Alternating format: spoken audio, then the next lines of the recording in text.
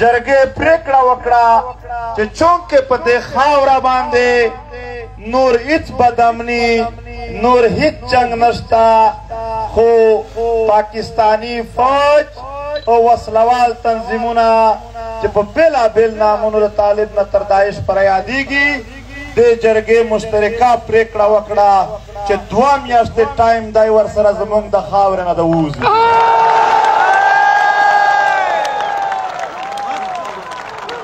که چیرې په دې 2 میاشتو کې په دې خاوره امن خرابونکي قوتونه د دې خاورې نه نه ووتل بیا به دا جرګه خپل بندوبست کوي چې څنګه د دغه خاورې نه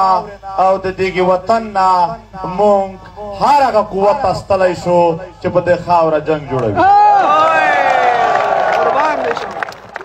دې جرګې پریکړه وکړه چې بجلی د پښتون وطن پیداوار دی په قبایلي سیمو کې اعلان دا دی چې دا به مفت وي خو د مفت دا معنا نه ده چې بجلی به نه وي او په پښتونخوا په نورو سیمو کې دوی تر 80 زیاتې روپۍ په یوه یونټ اخلي جرګې متفقه فیصله وکړه چې نن ورځې نه پس به هیڅوک په یوه یونټ باندې تر 15 روپۍ زیات بیل نه ورکوي جرګې پریکړه وکړه چې په ډیورنډ لاین باندې څومره هم د تګ راتګ او د تجارت ګیټونه دي په 2010 نه اول د 1893 نه واخله تر 2010 پورې چې په کومو قوانینو باندې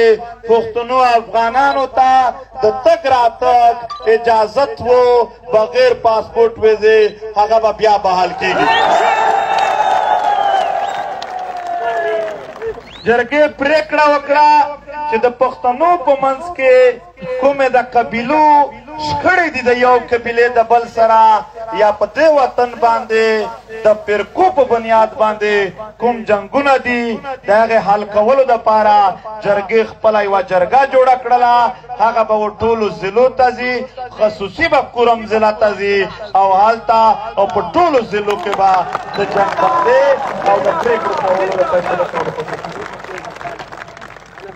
جرګې فیصله وکړله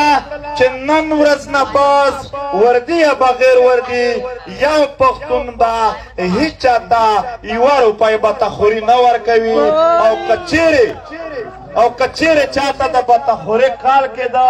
یا په زور یې اخیستله دا کام ملت به ټول د هغه سره ولاړ